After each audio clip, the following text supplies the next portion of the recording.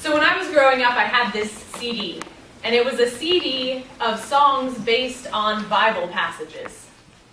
One of the Bible passages that a song was based on was this one from Galatians today.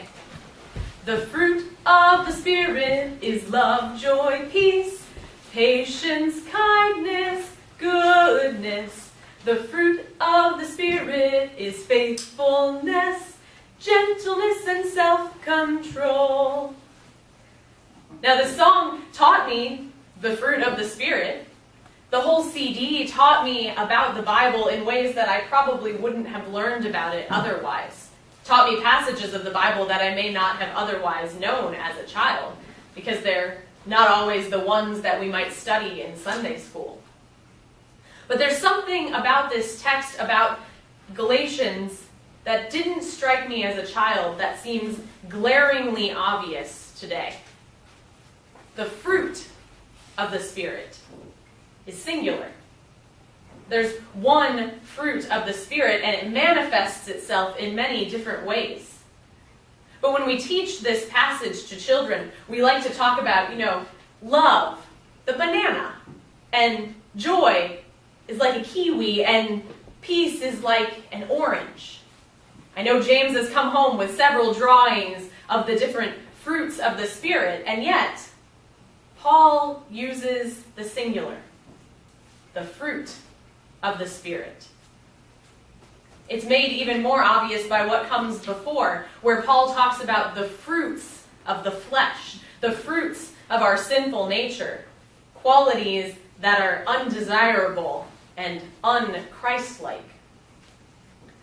These are many, but the fruit of the Spirit is one. So rather than being like all of these different kinds of fruit, it's more like one tree, the tree of the Spirit. And the fruit is all of the same kind. Now, if you were to have a fruit tree in your yard, which I know some of you do, each piece of fruit looks and tastes, feels, and smells a little different than each other piece of fruit on that tree. But if you were to give a person a fruit from that tree and then take them to an orchard with many kinds of trees, they would be able to say, well, this peach came from the peach tree. In the same way, when we exhibit the fruit of the Spirit, when we show love, joy, peace, patience, kindness, goodness, faithfulness, gentleness, and self-control, we know that that comes from the tree of the Spirit. We can point to someone who exhibits one of these qualities and say, the Spirit is alive within them. We know from where that kind of acting comes. It comes from the one Spirit, the one tree of the Spirit.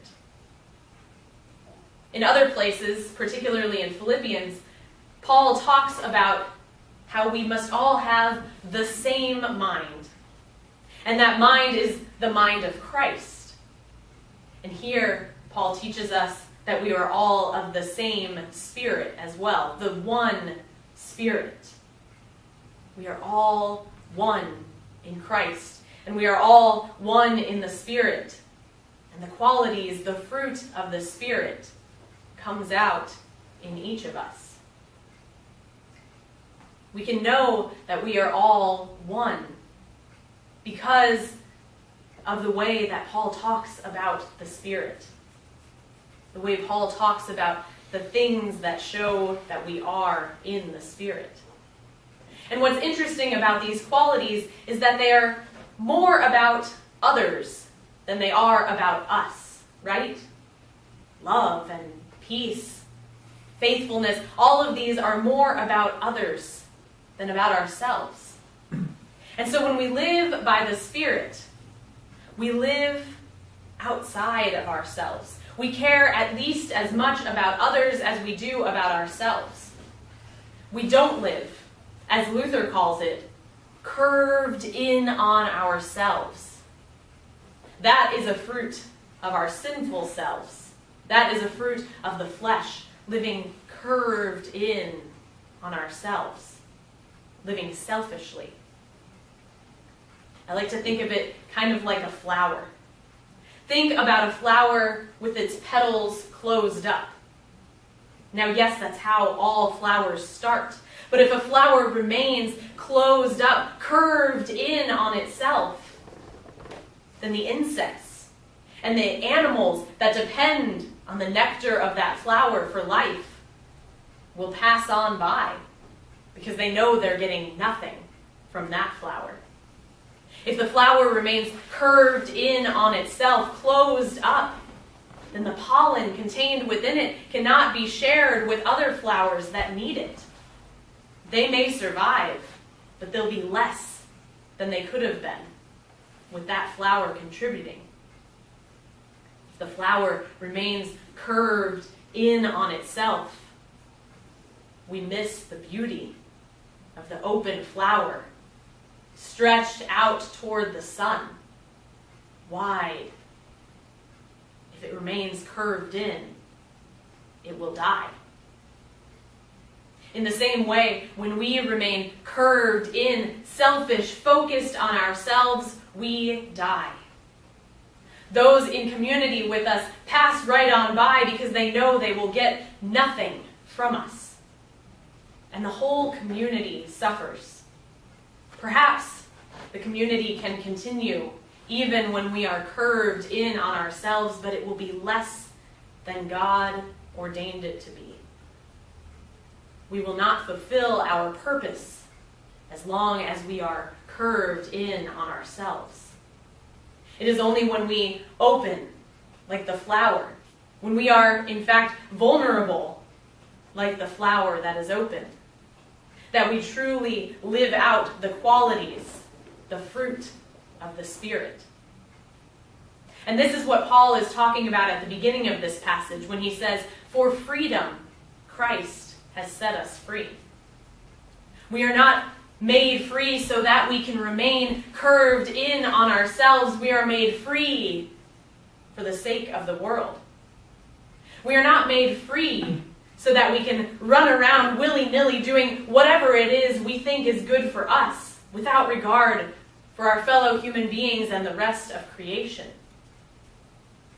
We are made free so that we can be of service to others.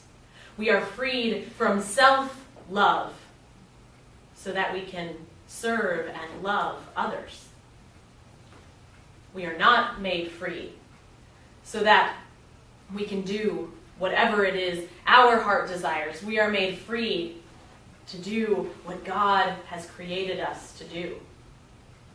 We are not made free so that we can, again, take up the yoke of slavery, as Paul calls it. We are not made free so that we can bend again under the yoke of slavery to sin and death.